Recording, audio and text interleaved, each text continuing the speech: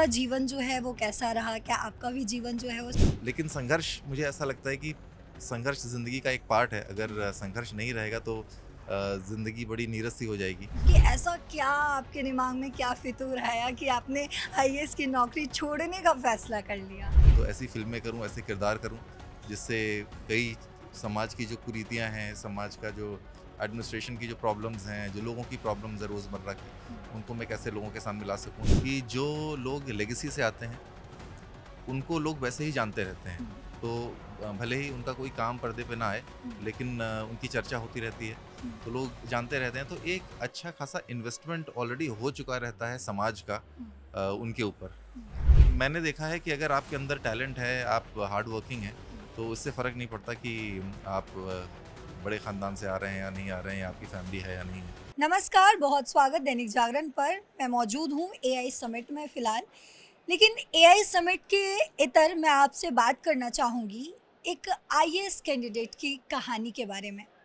क्या आप सोच सकते हैं कि एक आईएएस अपनी ज़िंदगी जो लगा देते हैं पढ़ाई करने में और आईएएस की नौकरी जब मिलती है, उसको छोड़ने का बड़ा फ़ैसला लेकर बॉलीवुड इंडस्ट्री को जॉइन करते हैं और आज वो मेरे साथ मौजूद है इस एआई समिट में।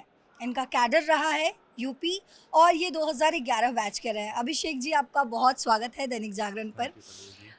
आपसे समझना चाहूँगी सबसे पहले एआई के बारे में तो हम जानेंगे ही, आपने जो टूल डेवलप किया है उसके बारे में जानेंगे। लेकिन उससे पहले अगर एक छोटे से समय में अगर आप हमारे दर्शकों को बता पाएँ, एक आईएएस बनना लोगों का सपना होता है, उस सपने को आपने हासिल किया, फिर क्या ऐसा आया आपके दिमाग में कि आपने उसे छोड़कर बॉलीवुड इंडस्ट्री जॉइन किया और आज आप एआई टूल डेवलप कर रहे हैं, वो भी सूर्य ऊर्जा से जुड़ा हुआ, कोई भी उस एनर्जी को डेवलप कर सकता है और किसी को भी बेच सकता है। जी, यानी कि एक किसान अगर चाहे तो उससे एनर्जी डेवलप किया जा सकता है और वो देखी जा सकती है। किसी को भी बेची जा सकती है। लेकिन इन सबसे पहले मैं आपके बारे में जानना जी। चाहूँगी। Thank you Pallavi ji.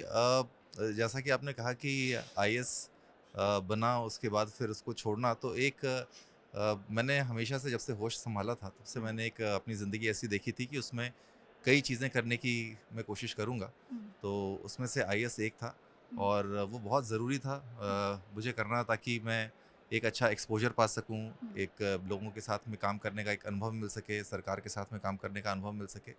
और बहुत अच्छा एक्सपोज़र मिला मुझे। ये हमेशा से था कि आईएएस के बाद 3-4 चीज़ें और थी मेरे मन में हुँ, करने की, उसमें से अभिनय एक है। हुँ, समाज के लिए मैं काफ़ी कुछ करना चाहता हूँ। उसी को मद्देनज़र रख कर के हमने ये टूल डेवलप किया है। हुँ। अ, और तो यही 3-4 चीज़ें हैं जो कोशिश कर रहा हूँ कि हुँ। धीरे-धीरे कर सकूँ। अच्छा, कौन आपका इंस्पिरेशन रहा अगर मैं आपसे जानना चाहूँ कि आईएएस बनना है, कुछ ना कुछ इंस्पिरेशन फैक्टर होता है, क्या था वो फैक्टर और कौन था? मेरे फ़ादर थे, क्योंकि उन्होंने ही हमेशा से चाहा कि मैं आईएएस बनूँ, और उन्होंने ही आईएएस क्या होता है ये मुझे समझाया, हुँ, और आईएएस बन कर के क्या ज़िम्मेदारियाँ मैं निभा सकूँगा, हुँ, कितने लोगों की ज़िंदगी में तब्दीलियाँ ला सकूँगा, हुँ, और एक जो सैटिस्फैक्शन है एक अच्छी ज़िंदगी जीने का, वो मिल सकेगा हुँ, आईएएस बन के कुछ दिन काम करके, तो वो उन्होंने मुझे सिखाया। हुँ, उसकी वजह से, और उनको मैं देखता रहता था, वो भी स्टेट पुलिस सर्विस से थे, फिर बाद में आईपीएस में प्रमोट हुए। हुँ, तो उनको मैं देखता रहता था कि वो इतने हार्ड वर्किंग हैं। हुँ, अ, आज भी वो रिटायर हो गए हैं अब, और अभी भी वो सुबह उठ जाते हैं और एक-एक मिनट अपना वेस्ट नहीं करते हैं, हमेशा सदुपयोग करते हैं। एक-एक मिनट उनका काम में जाता है। हुँ, तो बहुत डिसिप्लिन्ड ज़िंदगी जीते हैं, तो वही मेरे रोल मॉडल रहे हैं, आज हुँ। भी मेरे रोल मॉडल वही हैं। वैसे हमने मूवीज़ कई सारी देखी है जो आईएएस से पर जो है वो डेडिकेटेड है। अगर हम 12th फेल की बात करें तो हमने देखा है कि कितना संघर्ष भरा जीवन जो है उन्होंने जिया है। तो आपका जीवन जो है वो कैसा रहा? क्या आपका भी जीवन जो है वो संघर्ष भरा था या फिर एक स्मूथ लाइफ थी और उसमें जो है आपने वो पढ़ाई की और वो हासिल किया है? सपने जितने बड़े आप देखते हैं उतना ही ज़्यादा संघर्ष होता है। हुँ, तो आईएएस का जब हमने सपना देखा था, तो ज़ाहिर है इतने ढेर सारे लोगों के साथ कॉम्पीट करना है आपको। हुँ, लगभग 20 लाख लोग फॉर्म भरते हैं। बिल्कुल। सिर्फ़ 100 सीटें होती हैं हुँ, आईएएस बनने की, तो आपको वो कॉम्पीट करके वहाँ तक आना हुँ, अपने आप में बहुत बड़ा संघर्ष तो रहता है। हुँ, अ, लेकिन संघर्ष मुझे ऐसा लगता है कि संघर्ष ज़िंदगी का एक पार्ट है। हुँ, अगर संघर्ष नहीं रहेगा तो ज़िंदगी बड़ी नीरस सी हो जाएगी और संघर्ष की वजह से ही ज़िंदगी रोचक बनती है। नए नए रंग मिलते हैं ज़िंदगी में, कभी उतार चढ़ाव, कई कई बार आप हार जाते हो तो फिर उससे सीखते हो, फिर दोबारा कोशिश करते हो। तो अच्छा, अच्छी ज़िंदगी रोमांचक बनाता है, मुझे लगता है संघर्ष। हाँ। अच्छा, सबसे बड़ी चुनौती क्या रही आपके लिए जीवन में? जब आप तैयारी कर रहे थे तब भी, जब आप नौकरी कर रहे थे तब भी, और इसके बाद मैं आपसे समझना चाहूँ कि ऐसा क्या आपके दिमाग में क्या फितूर आया कि आपने आईएएस की नौकरी छोड़ने का फैसला कर लिया? आईएएस की नौकरी का फ़ैसला मैंने ऐसा नहीं कि आईएएस जॉइन करने के बाद छोड़ने का फ़ैसला किया। जॉइन करने से पहले से ही मेरा विचार था कि मैं आईएएस में कुछ दिन सेवा दे करके फिर आगे और ज़िम्मेदारियाँ निभाने की कोशिश करूँगा और अपने आप को इस काबिल बना सकूँगा कि और ज़िम्मेदारियाँ निभा पाऊँ। तो वही थोड़ा-सा तैयारी में थोड़ा समय लगा।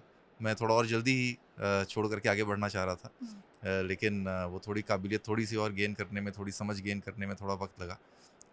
तो वो जो समझ मुझे वहाँ से मिली है, उसी समझ को मैं अब समाज को कैसे और प्रोडक्टिव रूप में दे पाऊँ, चाहे अभिनय के रूप में हो, तो ऐसी फ़िल्में करूँ, ऐसे किरदार करूँ, जिससे कई समाज की जो कुरीतियाँ हैं, समाज का जो एडमिनिस्ट्रेशन की जो प्रॉब्लम्स हैं, जो लोगों की प्रॉब्लम्स हैं रोज़मर्रा की, उनको मैं कैसे लोगों के सामने ला सकूँ। एक अच्छा मीडियम होता है सिनेमा। आप जब कहते हैं तो बहुत से लोग सुनते हैं। एक एज़ एन आईएएस ऑफ़िसर आप बोलते हैं तो लिमिटेड ऑडियंस होती है। बट अगर आपको अभिनय का के पटल पे आपको मौका मिलता है तो बहुत ढेर सारे लोग सुन सुन लेते हैं आपकी बात। तो वो हमने ट्राई कर रहा हूँ मैं करने का, और साथ में 2-3 मेरे छोटे-छोटे एंटरप्रेन्योरशिप के इनिशिएटिव्स हैं, वो मैं कोशिश करता हूँ कि उसमें लोगों की ज़िंदगी थोड़ी आसान बना सकें, लोगों की ज़िंदगी में तब्दीलियाँ ला सकें। अच्छा, आपने बॉलीवुड जॉइन किया है, अभिनय के बारे में आप बोल रहे थे, तो लेकिन एक बॉलीवुड को लेके जो एक लोगों के दिमाग में एक छवि जो बनी हुई है कि बॉलीवुड में नए लोग जब जाते हैं तो उनको बहुत दिक्कतों का सामना करना पड़ता है।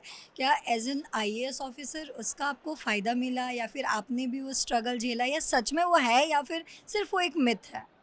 नहीं, ये सच में है, और इसका सबसे बड़ा कारण ये है कि जो लोग लेगेसी से आते हैं, उनको लोग वैसे ही जानते रहते हैं। हुँ, तो भले ही उनका कोई काम पर्दे पे ना आए, हुँ, लेकिन उनकी चर्चा होती रहती है, हुँ, तो लोग जानते रहते हैं। तो एक अच्छा खासा इन्वेस्टमेंट ऑलरेडी हो चुका रहता है समाज का हुँ, उनके ऊपर। हुँ, इस वजह से उनको काम मिलने में आसानी होती है। हुँ, जबकि आप अगर नए आते हैं, हुँ, तो आपको वो इन्वेस्टमेंट कराना होता है। हुँ, धीरे-धीरे लोग आप में इन्वेस्ट करेंगे, अपना रिसोर्स, अपना समय आपके ऊपर निवेश करेंगे।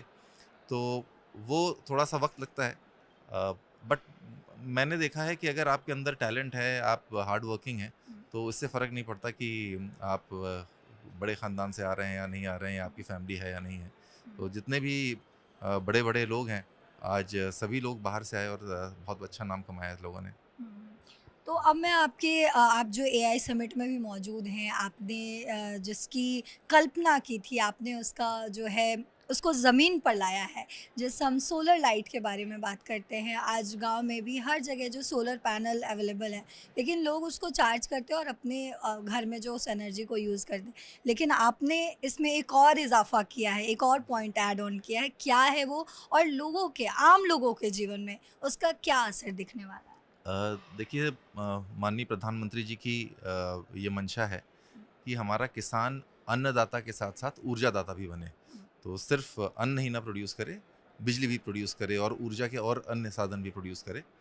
तो उसी क्रम में हमने ये शुरुआत की है, हुँ, और मिनिस्ट्री ऑफ पावर ने एक ऐसा प्लेटफ़ॉर्म बनाया है, एक नेटवर्क बनाया है, जिसकी वजह से हमारे जैसे कई ऐप डेवलपर्स आकर के किसानों की जो एक्सेस बिजली है, हुँ, उसको लेकर के उसको बेच सकते हैं अच्छे कमर्शियल एस्टेब्लिशमेंट्स में अच्छे दामों पर। हुँ, तो हमने जो अभी शुरुआत करी है, वो उत्तर प्रदेश के किसानों की बिजली से दिल्ली के बड़े-बड़े मॉल्स, शॉपिंग मॉल्स, दुकानें, कमर्शियल एस्टेब्लिशमेंट्स, फैक्ट्रीज़, ये सारी चल सकेंगी, हुँ, और किसानों को अच्छा खासा हुँ, 1 महीने की आमदनी हो सकेगी। हुँ, उसमें वो हमारी कोशिश है, हुँ, और वो अब आज से शुरुआत हो गई है। हुँ, तो अब लोग जैसे-जैसे जुड़ते जाएँगे, हुँ, वैसे-वैसे उनको फ़ायदा दिखेगा। हुँ, तो और ज़्यादा लोग अपने घर पे सोलर पैनल्स लगाएँगे, हुँ, ज़्यादा कैपेसिटी के लगाएँगे, हुँ, कि हमने चलो 3 किलोवाट ही हमें यूज़ करना है, तो हमने तो 3 किलोवाट अपने घर में यूज़ कर लिया, हुँ,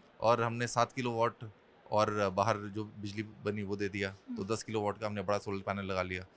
तो वो एक अच्छी चीज़ होगी क्योंकि उनके पास छत की जगह खाली पड़ी रहती है। वो बड़े बड़े शहरों में जगह नहीं है, तो वहाँ पे वो यूटिलाइज हो जाएगा और वहाँ से बिजली भेज देंगे, तो एक समाज में एक अच्छी प्रोडक्टिविटी आ जाएगी और किसानों के लिए बहुत अच्छी बात होगी।